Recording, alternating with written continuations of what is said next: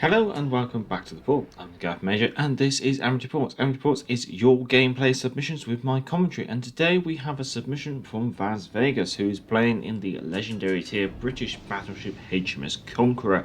Now, as always, this is a tier 7 and legendary game, and it's a game of domination on shards. He's spawning in the centre left and he's doing probably one of my slightly preferred tactics. He's moving over to the right side of the island. Reason being is if you stay at this side of Bravo, you can sometimes find yourself in a bit of a crossfire from the enemy ships at Bravo and the enemy ships at Alpha. Whereas by moving over towards the Charlie side of Bravo, you'll find that the enemy sometimes can't draw a line of sight to you from Charlie due to the islands, and therefore you're able to engage the enemy at Bravo, or at least be able to isolate yourself from Charlie or Bravo in order to engage. Enemy Yamato spotted. Might see if we can chance a volley at that with A and B turrets. Now, talking of the enemy team, what have we got? Well, we have a Yudachi, a ZF6, a Karabosk, a Chapayev, a Bismarck, a Champagan, Yamato, Grosser Kurfürst. And looking at the mini-map at the moment, we've got one enemy DD spotted at Charlie. There's most certainly one enemy DD at Bravo as well. So it's just where's that third DD going to be? On the friendly team, we have a Kagero, a ZF6, a Shimakaze, an Okachov, an Odin, a Georgia, Yamato, Grosser Kurfürst, and a Conqueror. Drawing line of sight onto that Chapayev as we edge around the corner, but we don't want to go too much around the corner in case those torpedoes from the enemy destroyer make their way to us. Getting a nice volley out on the Chapayev. I think Y turret clipped the island, but the rest of them made it through, doing about 11,000 damage and setting the fire to the Chapayev, which looks like he damage controlled that fire pretty much instantaneously. Just got to watch our right flank though, because we do have that Yamato there with her 18-inch guns, and she is firing APs. Thankfully, due to propulsion mods, we're probably going to be making it slightly more difficult. So, as always, down the description will be the commander build if known, and the modules if known. In this case, I know that he's taken Aiming Systems Module 1, Propulsion Module 2, Concealment Module 1, and Main Battery Module 3. There's the ZF6, so we're piling on the pain. Getting 2 incapacitations and a double fire. That ZF6 has instantly damage controlled that, but is down to under probably about 1,000 HP. I'd like to stab a darker. So, regarding those modules that he's taken, the Concealment module was quite unique for the Conqueror, I guess you could say, in comparison to some other other battleships at least. Being able to draw a line of sight on the Chapayev, but she looks like she's trying to race around the corner. ZF6 torpedoes passing past our bow, so that means that we know there's no more torpedoes in the vicinity at least. Judging by the way that the friendly team had an asymmetric spawning with 1 DD in the centre and 2 DDs over Alpha, I think you can probably stab in the dark and say that there's going to be 2 DDs at Charlie. Reason being is at least 3 enemy battleships are spotted at Alpha. There's a battleship, a cruiser and a destroyer in the centre, and there you go, there's the Yudachi. So we're probably coming under fire from the Karabosk because we have the ZF6 up front. So we're backing up, hoping maybe the Okachov will be able to assist the friendly Shimakaze in the engagement against the Yudachi. Now, commander-wise, I don't have all the details. I do suspect he's taken Master Mechanic at least, but we are looking at Madden, rank 16 Legendary 1, with Cunningham, rank 16 Legendary 2, and Gallagher, I should say, rank 11 Legendary 2. Drawing line of sight onto the Yudachi, but A and B turrets not able to make it through. Let's see if X and Y can do any better. Yudachi's down to a smidge of health, and the friendly Shimakaze is now gone, unfortunately. However, those shells are connecting with the Yudachi and taking her down.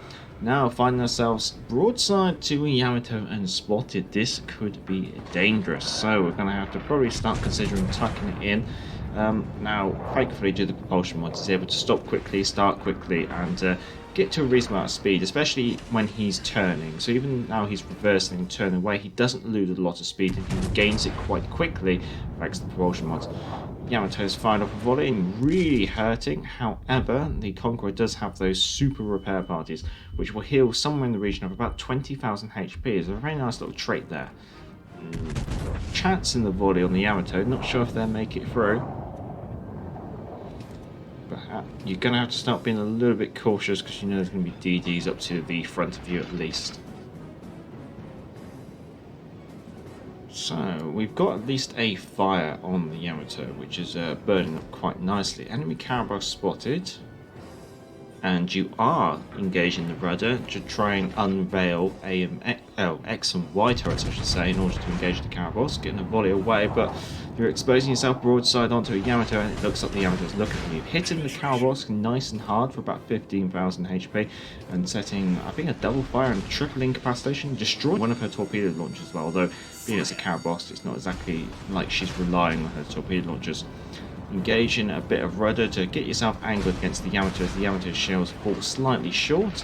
She wasn't quite predicting you to be turning so aggressively. Whether we can tickle the Caraboss, it's within your team's interest, I guess you could say. Ooh, taking her down to about 7,500 HP and knocking her engines out.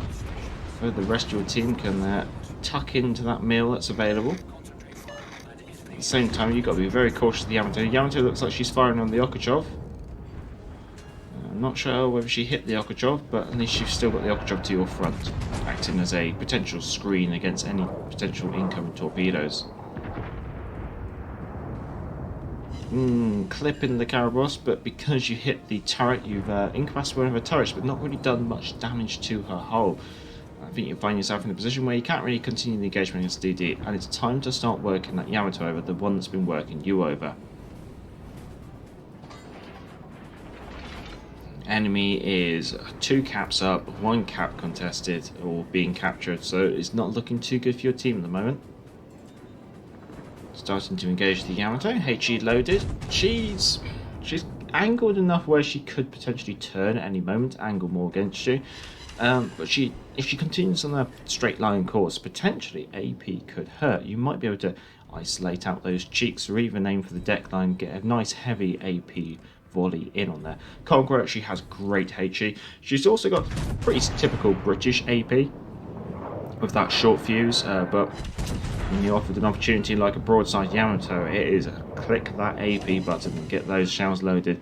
Now, the Yamato probably doesn't have the greatest turning circle, so by the time that you do get a volley out on her, she should still be broadside on. I suspect she's thinking you're just going to stick in HE. Quite a few players do that. They get a bit comfortable with certain players or certain ships sticking to HE. She's kind of potentially angling out. That volley's away, landing nicely, getting 2 citadels and wrapping up the Yamato. Very nice, very nice. So, let's see, each team 490 to 440 points, so there's about 50 points between the teams, give or take. Enemy team have 3 battleships and a cruiser, versus your team has 2 battleships, 1 cruiser, 2 destroyers. So the enemy team probably does have the larger amount of HP on the table. Furthermore, they've also got a bit more map control. They've got 2 caps, so I think you're doing the right thing here. You're trying to A, get back into the fight, and B, capture this Charlie capture. At least maybe start getting it contested at least, and try and allow your team to get back into this game, because you are behind, and with the ZF6 now being killed by the Gross Curvers, your team is now finding itself even further behind. So, a kind of broadside Gross Curve first, getting a volley of HE out. Yeah, switching to AP is a good, worthwhile point. Now this is where obviously having the concealment module and that very glorious Union Jack camouflage on the Conqueror there is allowing you to get a bit closer to that Grosser Curve than say most other battleships, because you can bring your detectability right in. Even though here you've got a direct line of sight to her, you can see her and she can't see you.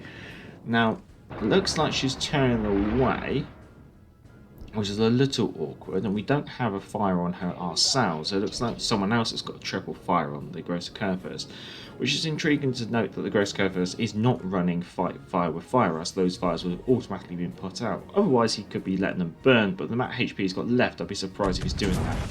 Anticipating that the Grosser Curve will turn around, getting the volley of AP away just as you go around behind the island. A very smart tactic to try and stay undetected. However, an enemy aircraft has got you spotted. Getting an incapacitation and a nice couple of hits for about 20,000 damage to the enemy Grosser Curve, but unable to. There we go. Someone's been able to draw a line of sight, and it looks like she's firing AP at you, which could be potentially painful, but that's fallen to your rear quite nicely. It looks like her Bravo turret's been incapacitated, and she's broadside on, so getting a volley. Some of your shells clip the island, but the rest of them making a nice mark on the target and getting you a high caliber medal. Very nice, very nice. So the enemy team are about 180 points ahead of you at the moment with one cap, and your team's now going to be flipping the alpha caps. Now your team's got a cap advantage, so maybe you might be able to close in on this point gap a little bit more now. Whether we can pull off a nice little engagement against the gross curvers that has you spotted. There she is. Looks like she's continuing her turn to starboard, so anticipating the turn, getting the volley away. She's only down to about 5,000 HP, so that should be enough, and loading up HE just in case. There we go, very nice, mopping up the gross curvers. However, enemy Yamato is now closed into engagement range. And she is getting a couple of defender ribbons on you, which is obviously going to be slowing your progress in flipping this cap. And also note that the enemy team are now flipping the alpha cap. So you haven't held that cap advantage over the enemy team for too long, although I guess you could say if they're contesting Alpha and you're contesting Charlie, your team still maintains a single cap advantage. Oh, friendly Conqueror gets just a flesh wound at Alpha, taking out the enemy ship there, which means that you're now back to having a cap advantage entirely over the enemy team as you continue to contest Charlie. Spotted by aircraft, which is not favourable unfortunately, as we're only a couple of seconds away from completing the cap. Putting the pedal to the metal and relying on that propulsion module to try and juke the Yamato, which is firing AP at you. Hoping this leads. Nah, she's led you nicely and she's done 15k to you, nasty. Although getting the Confederate medal, which is quite nice. Keeping HE loads as the Yamato is bow in on you, so going to be quite hard to work her over with AP, so especially with the very good HE the Conqueror has, it's worthwhile maintaining HE at the moment. So yeah, we were 3 seconds off the capture there before we got reset unfortunately, and here comes another volley from the Yamato. Really doing some damage on you, so time to use that super heal and regain enough HP to put you back in a nice healthy position. You're going to need it because the Yamato is going to keep throwing shells at you every 30 seconds, so looks like you're thinking about getting into a bit of cover. Having a fire on the Yamato is quite nice. Looks like the Yamato's actually gone and immobilised herself temporarily when she rammed into the hull of the sinking gross curvers. Oh, but she gets another nasty volley on you as you slightly offer a little bit too much ankle, I guess you could say, as you go a bit broad there. Continue to be spotted by enemy aircraft. Your team is just slipped into the lead by about 10 points and still gaining as the enemy team captures A and your team could capture C. So your team's got a cap advantage at the moment and you're just slithering into the lead here. However, with the loss of your friend the Yamato, that puts the enemy team clearly in the win. And that also looks like they're going to be capturing the alpha objective. So now it's 1 cap each. You're all on your own. That Yamato did look like she was offering a bit of side, but you fired off a volley of HE and you managed to get a single fire on her. And if you're playing your cards right, thankfully the catapult fighter from the friendly Yamato that just got sunk is actually spotting the enemy Yamato for you. So at the moment, still able to keep engaging the Yamato, even if it is just 2 of your turrets over the island, while staying protected yourself and getting a nice another hit on that Yamato. And she's still burning up. She's just, no, not quite yet, she's still burning. So time to probably use that propulsion mod, as you've obviously already got the Charlie cap. And your heal's going to be back, so that's going to give you a bit more of a wiggle room, I guess you could say, in regards to HP. But less than a minute left of the game, so yep, use that repair part, that's fair enough. And we need to try and get this Yamato, because the enemy team are about 40 to 50 points ahead of you. So, volley away on the Yamato. Probably time to start getting it angled in on the assumption of return volley. Here it comes. Getting a nasty hit on the Yamato, and she's burning up. Will that be enough? Yes. With 23 seconds left of the game, you've been able to mop up the enemy Yamato, I should say. Been able to put your team into the lead by about 60 points, I guess you could say. Now, you were spotted after firing that volley, so the Chapayev is probably in range, but she's not engaging. And so the timer counts down, and you're able to claw victory from the jaws of defeat. Well, that was a noteworthy submission from VazzVegas, where he's been able to clutch victory at the very last moment and dealing a total of 230,000 damage from 103 hits on target and 15 fires. British HE really showcasing what it can do there, but he's also got 2 citadels in that broadside Yamato, getting a solar capture as well, quite noteworthy for a battleship, and getting 4 kills, earning himself Confederate and High Caliber. Now, there is no economy screen with his submission, but he's been able to make a total amount of 495,000 credits with a premium account, assuming a ship service charge plus surcharge of about 220,000 credits. You can say he's been able to walk away with a total profit of 270,000 credits, which is a very nice amount of profit to walk away with at the end of the day. Obviously, going to the team screens, he's come top of his team with a total amount of 3,631 ship XP. This, of course, includes a 1.5 multiplier for being on the winning team. So, all in all, quite noteworthy, I guess you can say. The enemy Bismarck not doing too well, I guess you could say, down there, 197 ship XP. I suspect maybe he wandered into some torpedoes or something along those lines. And that's everything that I have to show you in regards to that. As I've mentioned, commander build if noted and the modules if noted will be down in the description, along with the email address if you want to send in your own gameplay submissions, and the link to Patreon if you want to support the channel on Patreon. If you did enjoy this, feel free to give it a thumbs up, and if you enjoy this content, feel free to subscribe. I say thank you to all the subscribers and to all the patrons, and until next time, I'm the Guy from Major, and back to the port. Hey, hey, clear the way, here comes the galloping Major. Bumpity, bumpity, bumpity, bump. Get out of the way there, you fellows, unless you want me to run you down. I guess this is the life. Now, hey, hey, clear the way, here comes the galloping